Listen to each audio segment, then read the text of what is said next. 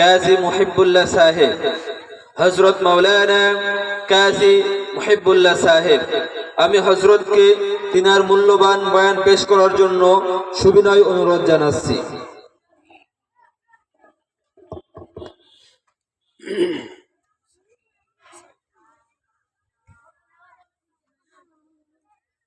আসসালামু আলাইকুম ওয়া রাহমাতুল্লাহি ওয়া বারাকাতুহু।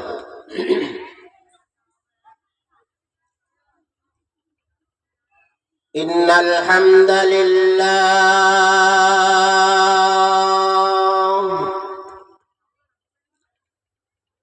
নাহমাদুহু ওয়া নাস্তাঈনুহু ওয়া নাস্তাগফিরুহু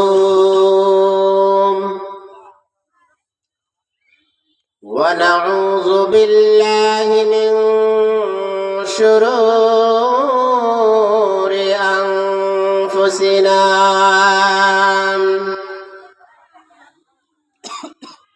ومن سيئات أعمالنا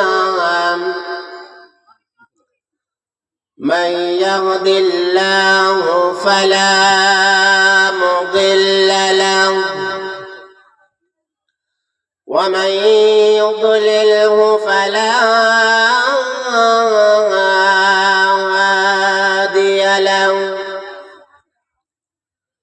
ونشهد أن لا إله إلا الله وحده لا شريك له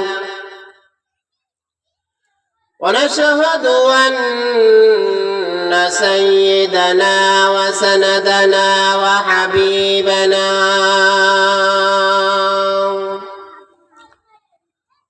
ومولانا محمدا عبده ورسوله الذي أرسله بالحق بشيرا ونذيرا وداعيا إلى الله بإذنه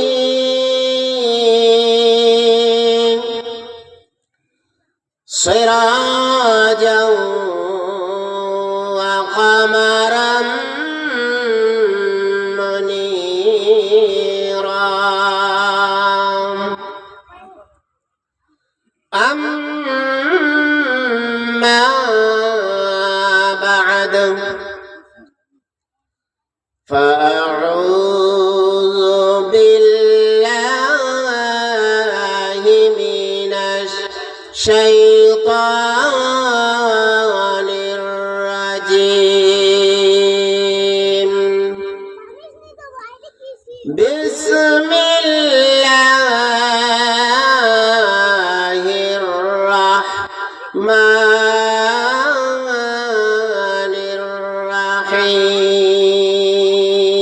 الرحيم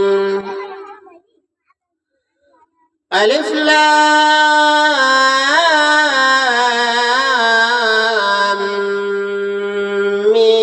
ميم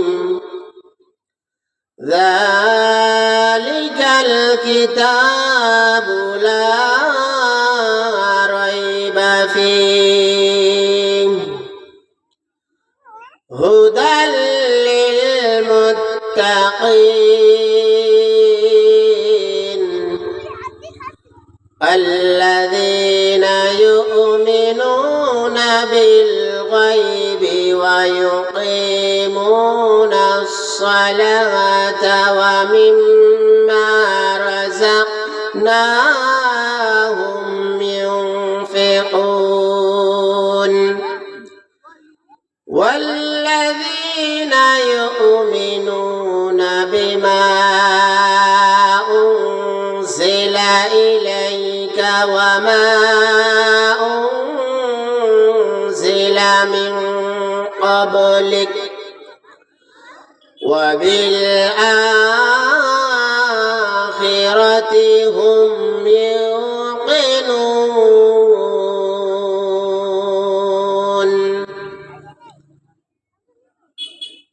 وقال النبي صلى الله عليه وسلم: إذا مات الإنسان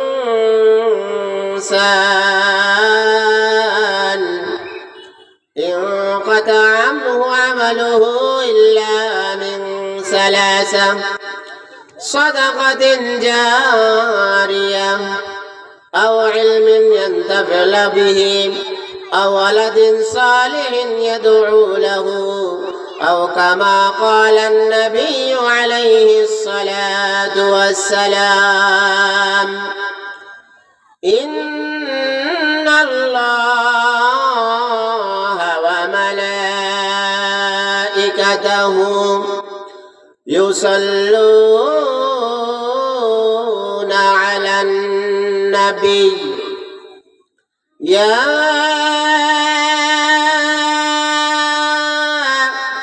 أيها الذين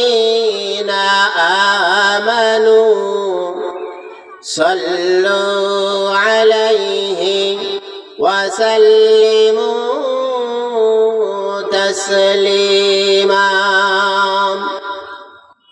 محبت الشتى درود إبراهيم بول. اللهم صل على محمد وعلى آل محمد كما صليت على إبراهيم وعلى آل إبراهيم إنك حميد مجيد. اللهم بارك على محمد وعلى آل محمد كما باركت على إبراهيم وعلى آل إبراهيم إنك حميد مجيد. यही हम सब मुसाफिर हैं,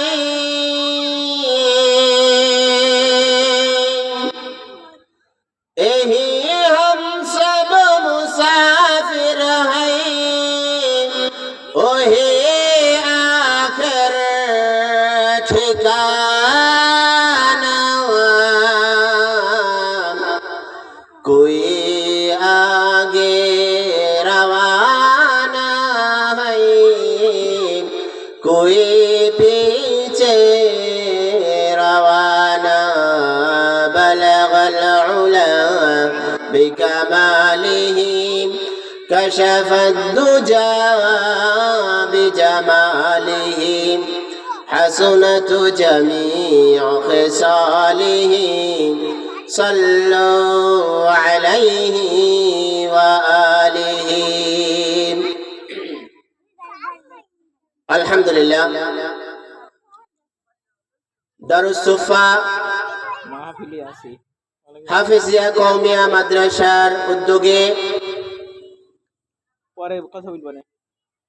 হাফেজ ছাত্রদের পাগড়ি প্রদান উপলক্ষে আজকের মাহফিলের সভাপতি, দূর দূরান্ত থেকে আগত মুসল্লি একরাম, পর্দার আড়ালের মা ও বোনেরা, আমরা সকলেই সেই মহান রবের দরবারে শুকরিয়া জ্ঞাপন করতে চাই যে রব্বে কারিম আমাদেরকে সুস্থ রেখে দ্বীনি একটি মজমায়, কোরআনের মজমায় আসার এবং বসার তৌফিক দান করলেন। মহান রব্বুল আলামিনের দরবারে সকলে কালিমাতুশ শুকর আদায় করি আলহামদুলিল্লাহ। লাখো কোটি দরুদ বর্ষিত হোক রাহমাতুল লিল আলামিন, শাফিউল মুজনিবিন, দো জাহানের সরদার আকায়ে নামদার তাজদার মদিনা জনাবে মুহাম্মদুর রাসূলুল্লাহ সাল্লাল্লাহু আলাইহি ওয়াসাল্লামের প্রতি। সম্মানিত উপস্থিতি, আজকে এত সুন্দর একটি জান্নাতের বাগান মাদ্রাসা কর্তৃপক্ষ আয়োজন করেছেন। আমি মনে করি জগন্নাথপুর বাসী ধন্য। কোরআনের প্রতিষ্ঠান এই গ্রামে প্রতিষ্ঠিত হয়েছে, যেখানে সব সময় কোরআন তেলাওয়াত হয়। বিশেষ রহমত আল্লাহ তাআলার পক্ষ থেকে এই গ্রামবাসীর প্রতি অবতীর্ণ হয়, বলেন সুবহানাল্লাহ। আমি গ্রামবাসীর আহ্বান জানাবো, এদিক ওদিক ঘোরাফেরা না করে বরকতময় এই মজমায়, এই মজলিসে, প্যান্ডেলের ভিতরে এসে কোরআন হাদিসের আলোকে আমরা কিছু শুনবো এবং সেই অনুযায়ী আমাদের জীবন গঠন করার চেষ্টা করব। আল্লাহ তৌফিক দান করুন, বলেন আমিন। কোরআনুল কারীমের সূরাতুল বাকারা থেকে আমি কিছু তেলাওয়াত করেছি। আল্লাহ রাব্বুল আলামিন আমাদেরকে কোরআন নামক দৌলত দান করেছেন। এই কোরআন কি জিনিস? এই কোরআন অনুযায়ী যদি আমরা আমাদের জীবন পরিচালনা করতে পারি, তখন আমরা সাহাবায়ে কেরামের মতো স্বর্ণের মানুষে পরিণত হতে পারবো, বলেন সুবহানাল্লাহ। আল্লাহ রাব্বুল আলামিন বলেন, আলিফ লাম মিম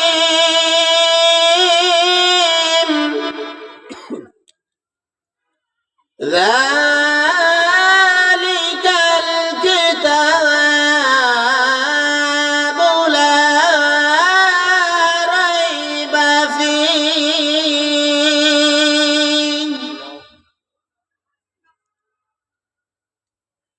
আল্লাহ রাব্বুল আলামিন আমাদের জন্য কোরআনুল কারীম অবতীর্ণ করেছেন। এই কোরআন কেমন কোরআন? পৃথিবীর জমিনে যত রকম পুস্তক রয়েছে, বই রয়েছে, বইয়ের ভিতরে ভুল থাকতে পারে। প্রকাশনা যখন করেন, বইটা যখন বাজারজাত করা হয়, বইয়ের ভিতরে প্রথমে লিখে দেওয়া হয়। এখানে যদি কারোর ভুল সামনে ধরা পড়ে, আমাদেরকে অবগত করলে নেক্সট টাইমে আমরা সেটা পরিমার্জিত করব। কিন্তু আল্লাহ রাব্বুল আলামিন কোরআনুল কারীমের প্রথমেই বলে দিয়েছেন, যালিকাল কিতাবু লা রাইবা ফীহ। এটা এমন একটি কিতাব, যে কিতাবের ভিতরে কোনো ভুল তো নাই, কোনো সন্দেহ নাই। পৃথিবীর জমিনে যত মানুষ এই কোরআনের ভুল ধরার জন্য এসেছে, কোরআনের ভিতরে ভুল পায় নাই, বরঞ্চ তারা আল্লাহর উপরে ঈমান এনে মুসলমান হয়ে গিয়েছে, বলেন সুবহানাল্লাহ। হুদাল লিল মুত্তাকিন। এটা এমন একটি কিতাব, মুত্তাকিন যারা আল্লাহকে ভয় পায় তাদের জন্য হেদায়েতের একটা জরিয়া, বলেন সুবহানাল্লাহ। এই কোরআন আমাদের মাঝে আল্লাহ তাআলা দিয়েছেন মানুষের হেদায়েতের জন্য। এই কোরআন অনুযায়ী যদি আমরা আমাদের জীবন গঠন করতে পারি, কোরআনে যে কথাগুলো আছে সেই অনুযায়ী যদি আমরা চলতে পারি, আমরা আল্লাহ তাআলার দরবারে অনেক ভালোবাসার একটা বান্দা হতে পারবো। আল্লাহ রাব্বুল আলামিন বলেন, আল্লাযীনা ইউমিনুনা বিল গায়বি ওয়া ইউকিমুনাস সালাতা ওয়া মিম্মা রাযাকনাহুম ইউনফিকুন। আল্লাহ রাব্বুল আলামিন বলেন, আল্লাযীনা ইউমিনুনা বিল গায়ব, যারা গায়বের উপরে বিশ্বাস এনেছে, ওয়া ইউকিমুনাস সালাতা, নামাজ আদায় করে, ওয়া মিম্মা রাযাকনাহুম ইউনফিকুন, এবং যারা আল্লাহর দেওয়া রিজিকের মধ্য থেকে আল্লাহর রাস্তায় কিছু খরচ করে,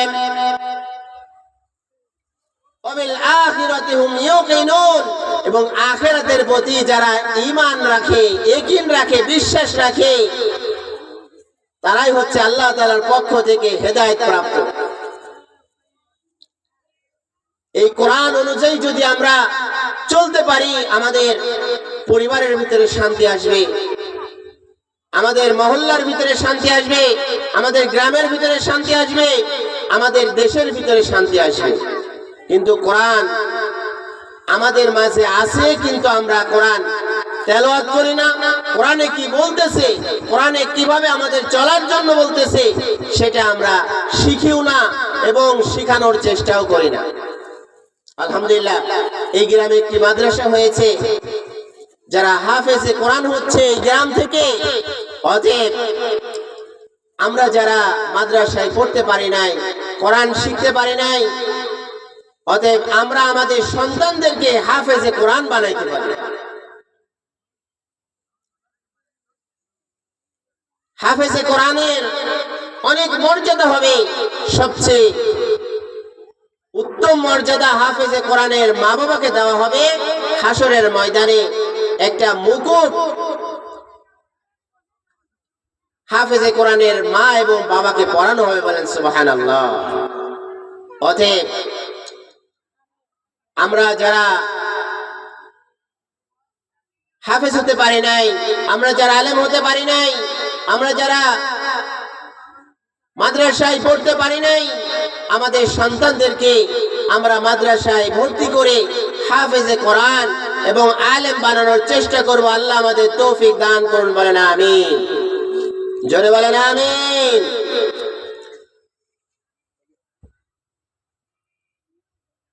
হাফেজে কোরআন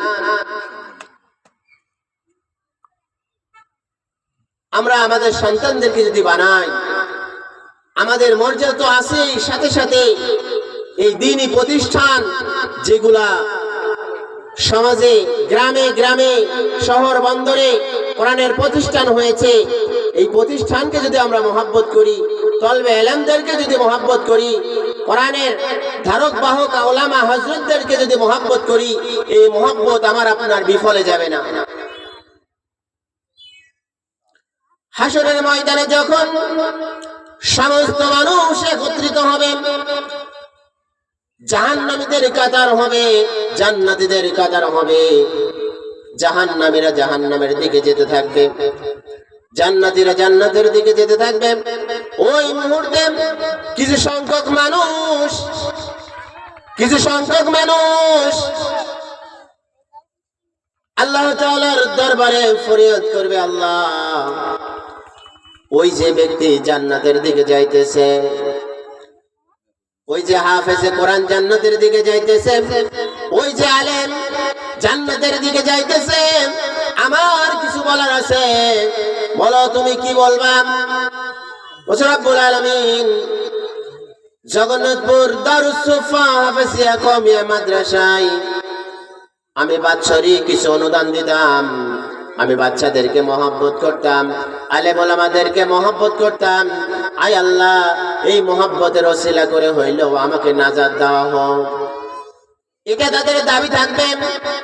হাফেজে কোরআন আলেম ওলামা যখন জান্নাতের দিকে যাবে, অনেক মানুষ আলেম ওলামাদের কাছে যে বলবে, হুজুর, আলেম হতে পারি নাই, আলেম হওয়ার কোনো সুযোগ ছিল না, মাদ্রাসায় আমি আমার সন্তানকেও দিতে পারি নাই, আমার সন্তান ছিল না।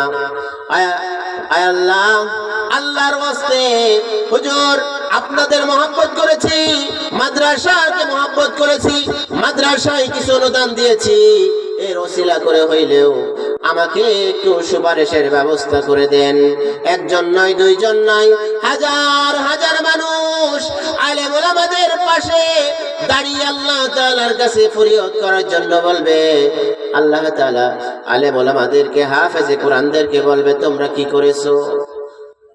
আলেম ওলামা বলবে, হাফেজে কোরআন বলবে, আল্লাহ, আমাদেরকে মহব্বত করেছে, আমাদেরকে ভালোবেসেছে, দিন শেখার জন্য সহযোগিতা করেছে।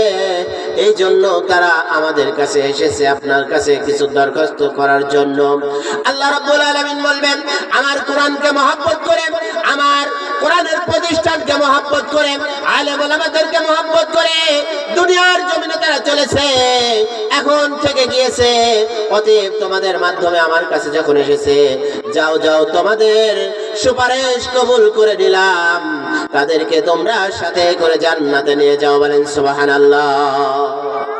আর সন্তান যদি হাফেজে কোরআন হয়, সন্তান যদি আলেম হয়, তাহলে তো ভিন্ন কথা। আমরা জানাজার নামাজ পড়ানোর জন্য আলেম ওলামাদেরকে নিয়ে আসে, সে তো আমার রক্তের কেউ না। ইমাম সাহেবকে ডেকে নিয়ে আসে, সেও তো রক্তের কেউ না। নিজের সন্তান যদি জানাজা পড়ায়, নিজের সন্তান যখন তাকবীর দিবে জানাজার নামাজের জন্য, আল্লাহু আকবার বলে, যখন জানাজাকে সামনে নিয়ে, বাবা আল্লাহর সামনে নিয়ে, যখন সন্তান চোখের পানি ছেড়ে দিয়ে আল্লাহর কাছে ফরিয়াদ করবে, আল্লাহ আমার বাবা ইন্তিকাল করেছে, আমার বাবার জানাজার নামাজ আমি পড়াইতেছি, সন্তান যখন আল্লাহুম্মা গফির লি হাইয়িনা ওয়া মাইয়িতিনা ওয়া শাহিদিনা ওয়া গায়বিনা ওয়া সগীরিনা ওয়া কাবীরিনা ওয়া যাকারিনা ওয়া উনসানা, বান্দা সন্তান যখন বাবার জন্য আল্লাহুম্মা গফির লি হাইয়িনা ওয়া মাইয়িতিনা এই দোয়াটা যখন পড়বে, ওই মাইয়িতের জিন্দেগীর সমস্ত গুনাহ আল্লাহ তাআলা মাফ করে দেয়। বলেন সুবহানাল্লাহ। এমন সন্তান আমাদেরকে তৈরি করে যাওয়া উচিত, যে সন্তান আমার মরণের পরেও কাজে আসবে। দুনিয়ার জমিনে কোনো কিছুই কাজে আসবে না, টাকা পয়সা, বাড়ি গাড়ি, ধন দৌলত, অট্টালিকা। আপনি 50 বিঘা জমির মালিক হয়েছেন, আপনি বড় বিল্ডিং এর মালিক হয়েছেন, আপনি গাড়ির মালিক হয়েছেন, আপনি বাড়ির মালিক হয়েছেন, আপনি নেতা হয়েছেন, আপনি সম্পদশালী হয়েছেন, কোনো কিছুই কাজে আসবে না। কবরের জগতে 3টা জিনিস কাজে আসবে। আপনি মারা যাবেন, মারা যাওয়ার পরেও 3টা জিনিস, 3টা এমন আমল আছে যে আমল মরণের পরও কবরের ভিতরে সওয়াব পৌঁছতে থাকে। বলেন সুবহানাল্লাহ। ইদা মাতাল ইনসান ইনকাতা আনহু আমালুহু ইল্লা মিন সালাসা, যখন মানুষ মারা যায়, মানুষ মারা গেলে তার সমস্ত আমল বন্ধ হয়ে যায়, আর নেক আমলও করতে পারে না, বদ আমলও করতে পারে না। কিন্তু এমন 3টা আমল আছে, এই 3টা আমল যদি আমরা দুনিয়ার জমিনে করে যেতে পারি, তাহলে মরণের পরও আমার আপনার কবরের ভিতরে সওয়াব পৌঁছতে থাকবে। বলেন সুবহানাল্লাহ। সাদাকাতিন জারিয়া, এমন সদকা করে যাওয়া, এমন দান সদকা করে যাওয়া। আমি তো বলে থাকি, দাঁত থাকতে দাঁতের মর্ম বোঝা উচিত। এখন আপনার সম্পদ আছে, এখন আপনার টাকা পয়সা আছে, এমন একটা দিন আসতেও পারে আপনার টাকাও নেই, পয়সাও নেই, সম্পদও নেই। এই জন্য এখন সম্পদ থাকা সত্ত্বে আমাদেরকে আখিরাতের পুঁজির জন্য কিছু আল্লাহ তাআলার রাস্তায় দান করে যাওয়া। আল্লাহ রাব্বুল আলামিন কোরআনুল কারীমের ভিতরে বলেছেন, ওয়া মিম্মা রাযাকনাহুম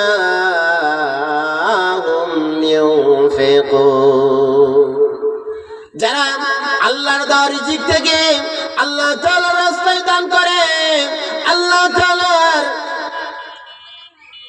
আল্লাহ তাআলার রাস্তায় দান করে, দ্বীনি প্রতিষ্ঠানে দান করে, যেই প্রতিষ্ঠানগুলোতে সব সময় কোরআন তেলাওয়াত হয়, মসজিদ মাদ্রাসায় দান করে, তারাই হচ্ছে আল্লাহ তাআলার পক্ষ থেকে হেদায়েত প্রাপ্ত হয়ে যায়। বলেন সুবহানাল্লাহ।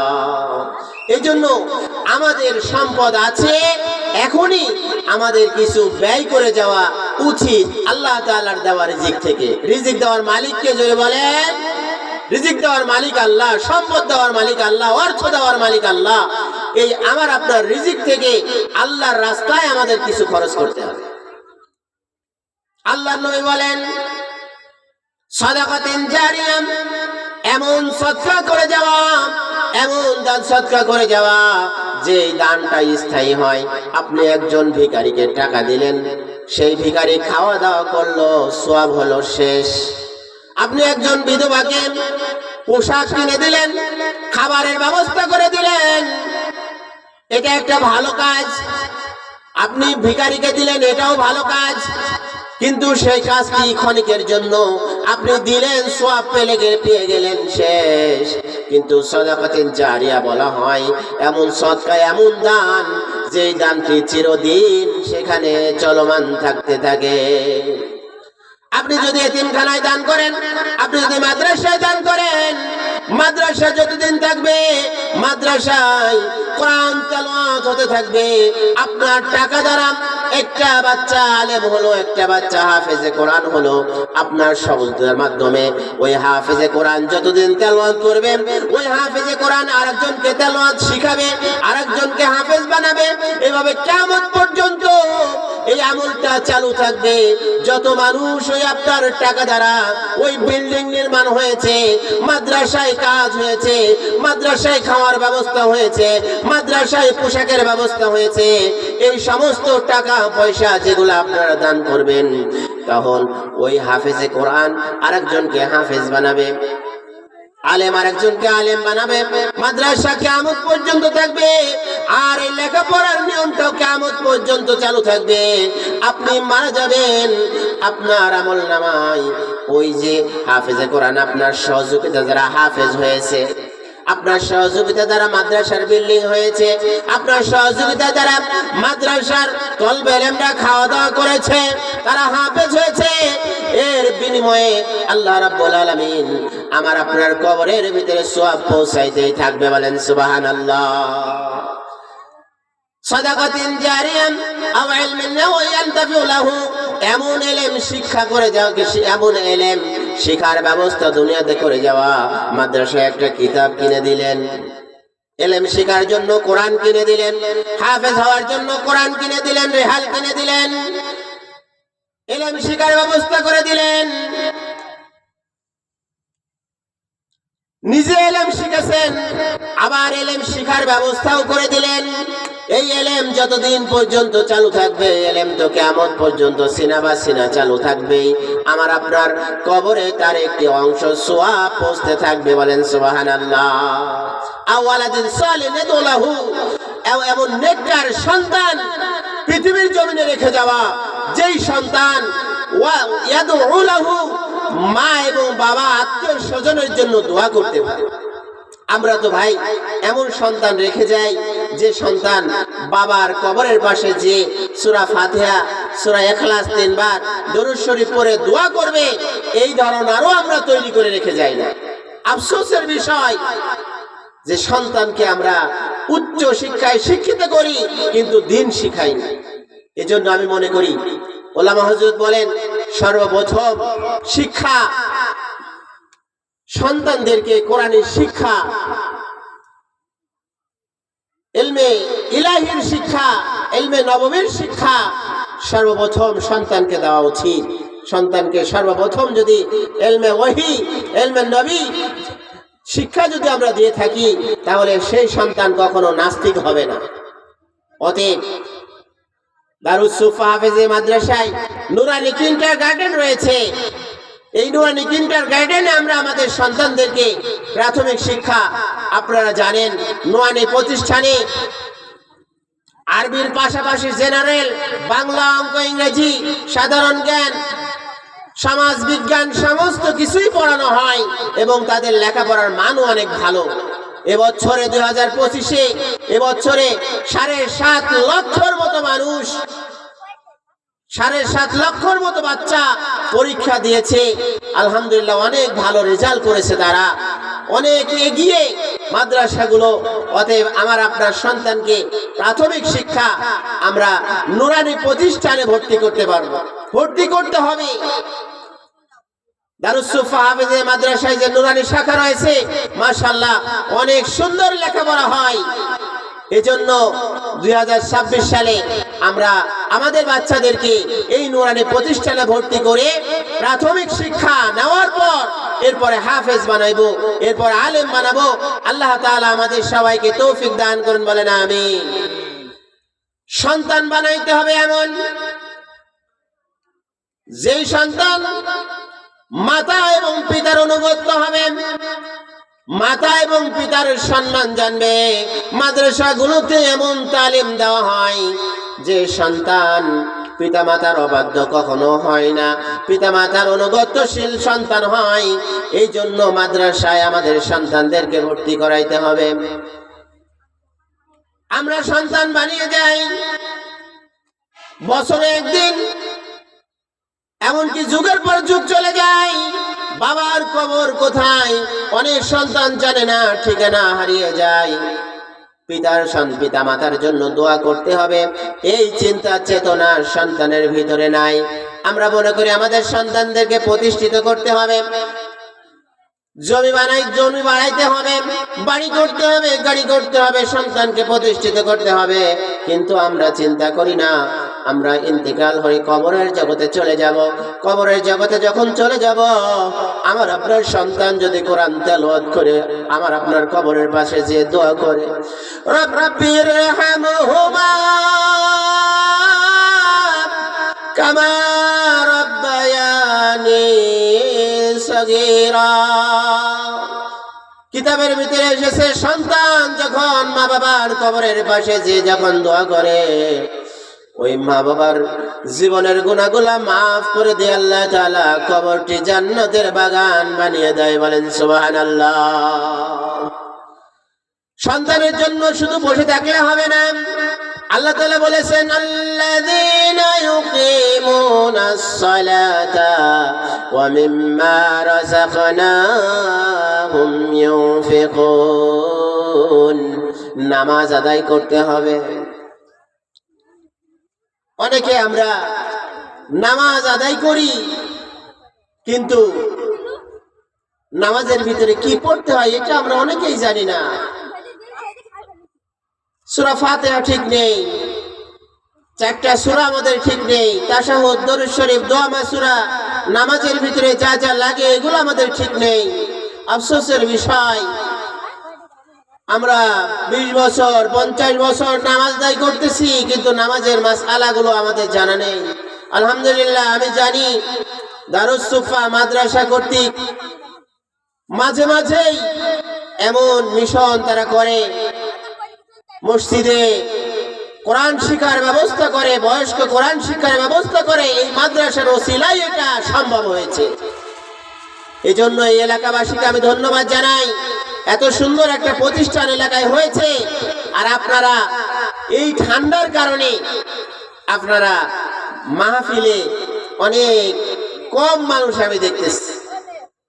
ঠান্ডার কারণে ভাই, আমি যদি এখন মারা যাই, আপনি যদি এখন মারা যান, আমাকে আপনাকে ঘরের ভিতরে রাখবেন। একটু চিন্তা করি ভাই, একটু চিন্তা করি। চিন্তা এখন করবেন না তে কখন করবে? একটু চিন্তা করি, এখন মারা গেলে আমাকে আপনাকে ঘরের ভিতরে ওই বালিশে ওই কম্বলের ভিতরে আমাকে আপনাকে আর রাখবে না। এমন একটা জায়গায় যেতে হবে যেখানে বাতি নেই, আলো বাতাসের ব্যবস্থা নেই, যেখানে কম্বলের ব্যবস্থা নেই, যেখানে কোনো কিছুর ব্যবস্থা নেই। এমন একটা জায়গায় আমাকে আপনাকে যেতে হবে। অতএব এখনই আমাদের ফিরে আসার সময়। এখন ফিরবেন না তে কখন ফিরবে? শয়তানের ধোঁকায় পড়ে আছি আমরা। অতএব ভাই, আমরা ফিরে আসি, আল্লাহ তাআলার দিকে ফিরে আসি, আল্লাহ তাআলার হুকুম আমরা আদায় করি, নিজে আমরা আদায় করি এবং আমাদের সন্তানদেরকেও আমরা দিন শিখাই। তাহলে আমরা ইহ জগতে শান্তি পাবো, পরজগতেও মুক্তি পাবো। ইহ জগতে শান্তি পেতে হলে কোরআন হাদিস অনুযায়ী আমাদের জীবন পরিচালনা করতে হবে। যে পরিবারের ভিতরে সকাল সন্ধ্যায় কোরআন তেলাওয়াত হয়, যে পরিবারে জিকির হয়, যে পরিবারে ইসলামী হুকুমত অনুযায়ী সবাই চলে, সেই পরিবারের ভিতরে যে শান্তি, এই শান্তি সেই পরিবারের মানুষই জানে, আর কেউ অনুভব করতে পারবে না। আমাদের ঘরে কোরআন আছে কিন্তু আমরা তেলাওয়াত করি না।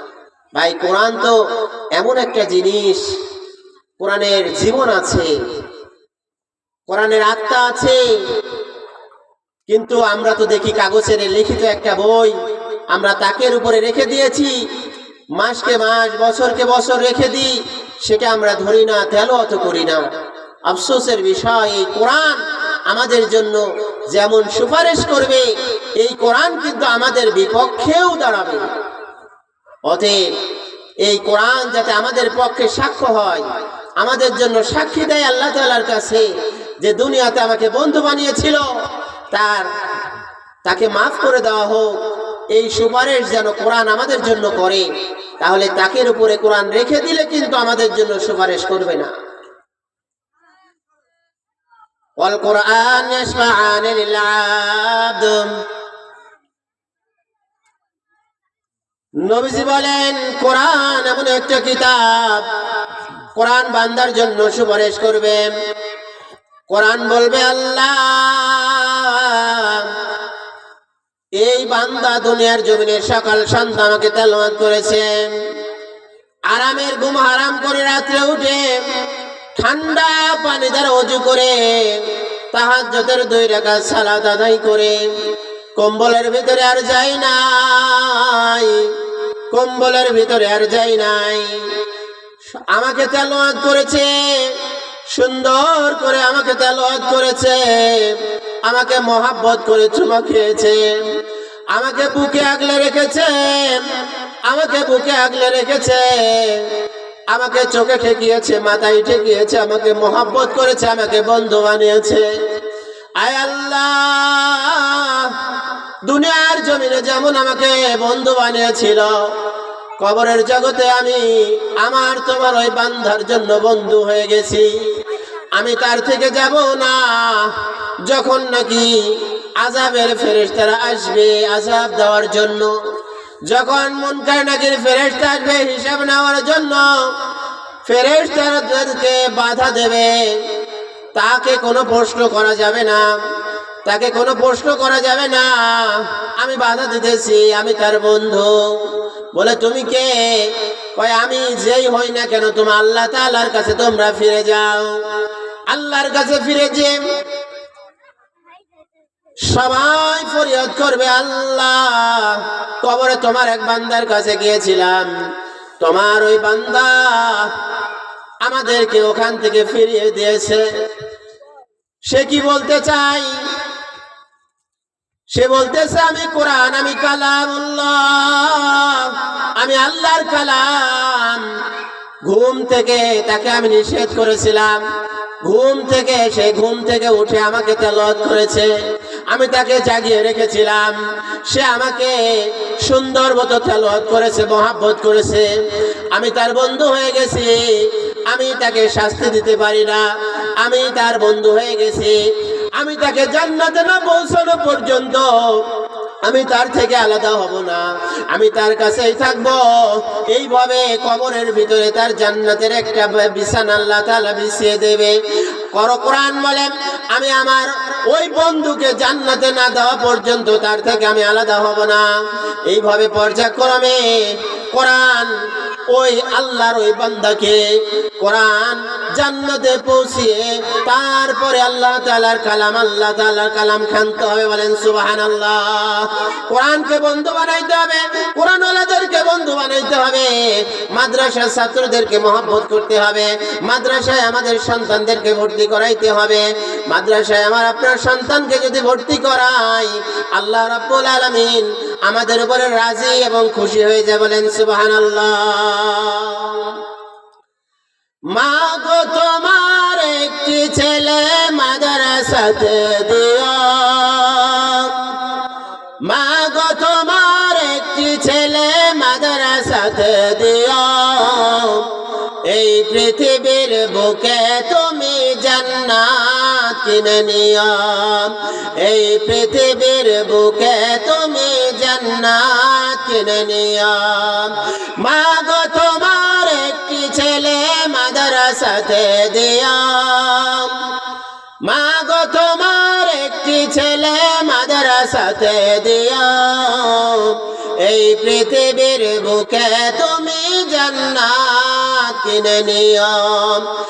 একটি হরফ পড়লে মাগো 10টি নেকি হয়, একটি হরফ পড়লে মাগো 10টি নেকি হয়। পিতা মাতার আমল নামায় অর্ধেক জমারায়। একটি হরফ পড়লে মাগো 10টি নেকি হয়। পিতা মাতার আমল নামায় অর্ধেক জমারায়। এমন সুযোগ নেই কোনো আর, এমন সুযোগ নেই কোনো আর, খুঁজে দেখে নিও। এই পৃথিবীর বুকে তুমি জান্নাত কিনে নিও। এই পৃথিবীর বুকে তুমি জান্নাত কিনে নিও। মা গো তোমার একটি ছেলে মাদ্রাসাতে দিও। মা গো তোমার একটি ছেলে মাদ্রাসাতে দিও। এই পৃথিবীর বুকে তুমি জান্নাত কিনে নিও। এই পৃথিবীর বুকে তুমি জান্নাত কিনে নিও। সম্মানিত এলাকাবাসী, আমি আপনাদেরকে আহ্বান জানাবো, জান্নাতের বাগান এই মাঠটি এখন হয়েছে। এই জান্নাতের বাগানের ভিতরে এসে বিশেষ ফেরেশতা আল্লাহ তাআলা অবতীর্ণ করতেছে।